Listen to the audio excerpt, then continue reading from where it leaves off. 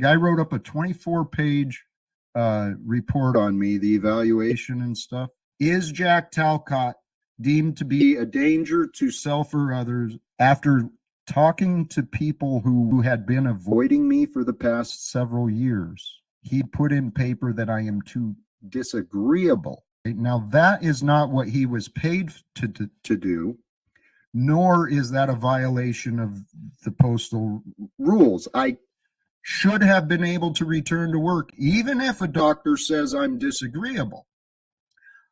The determination was to be safe or unsafe. Now, this asshat here in town, I can't get this son of a bitch, this psychiatrist. I offered to pay him as the guy says, Jack's disagreeable, he goes, hey, asshat. They're using safety to make a determination generally about your competence and have no facts to show that you're in actual danger because you have a 20-year track record of not being that. So, yeah, it's a very modern day sort of witch burning kind of thing. The reality is I've experienced it with you. That's why I don't need to know all the facts and details. I know about these scum. I know what they do. I know what they've done to me.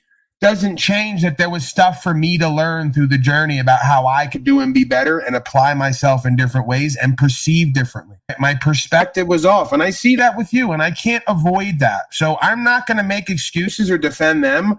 I think that they're cowardly scum, the majority of them, and they're not honest with themselves and others. With that said, I think that it all keeps circling a drain of a theme. Jack's too disagreeable to return to work. He's been extremely disagreeable with me. I agree with the doctor. However, they asked you, is he unsafe, not disagreeable? So it's two different conversations. They'll characterize me the same way. Paulie's a disagreeable motherfucker. Okay, now what? Am I unsafe? Right. No. People are afraid of me.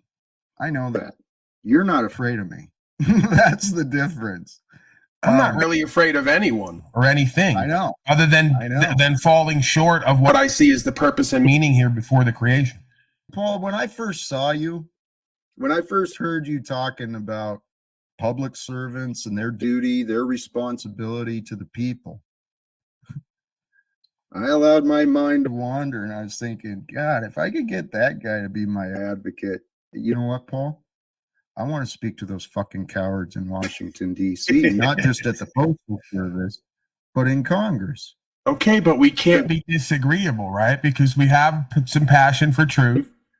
We've been known to have kind of a checkered past, and we can't let them write up another remix on how evil, angry, bitter, resentful, and disagreeable we are. We have to write a new story for ourselves and each other, and to be received in a different way, right? So we have to embody live without fear. We have to embody love without fear, and the way we do that is being truly present and aware with ourselves and where we've fallen short, and then correcting that. We just have to like ourselves in our life and know we're living in our purpose and meaning and getting results in certain places, even if it's one at a time on the ground, one piece at a time, right? It keeps the morale up to keep going and doing better, and it's all one process, man.